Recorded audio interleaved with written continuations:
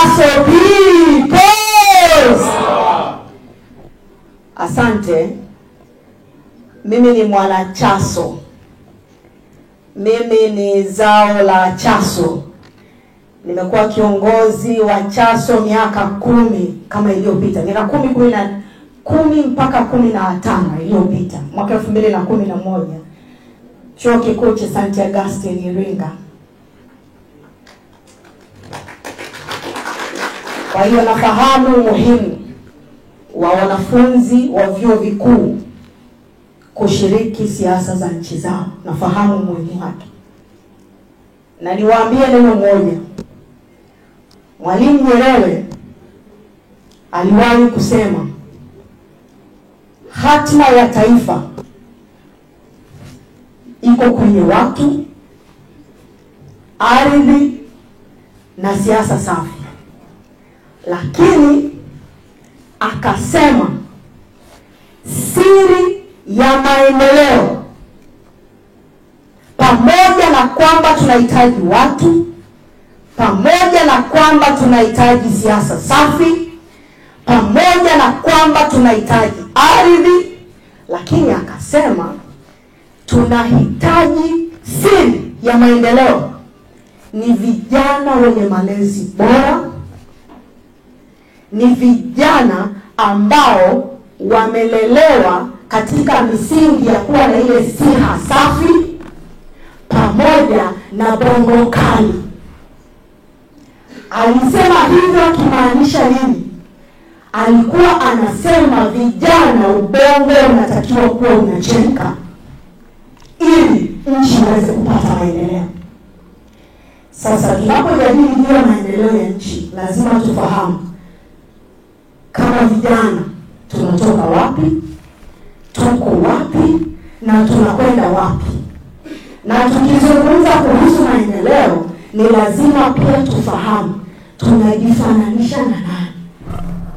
Sisi kama nchi ambayo iliwahi kutawaliwa, lazima tunapojadili juu ya maendeleo ya nchi tujifananishe na nchi zingine ambazo ziliwahi kutawaliwa. Kiuchumi wenzetu wako wapi? Mfano mdogo tu, sisi kama wasomi wa vyuo vikuu ni lazima tunapofanya tafakari tuseme kwamba Watanganyika tulipata uhuru mwaka 1961. Vietnam wakati sisi tunapata uhuru, wao walikuwa bado wako vitani. Wanakuja kupata uhuru mwaka 1975. Je, wenzetu wako wapi sasa kimaendeleo? Sisi wa Tanzania tuko wapi? Ukiangalia Vietnam leo ni nchi ambayo uchumi wake ni mkubwa kuliko nchi zote hizi za kwetu zao Jumuiya ya Afrika Mashariki. Lakini sisi tulitangulia kupata uhuru. Kwa hiyo ni kitu gani tunakosa? Tunakosa viongozi wenye maono. Tunakosa viongozi wa ubunifu. Tunakosa viongozi ambao wenye weledi.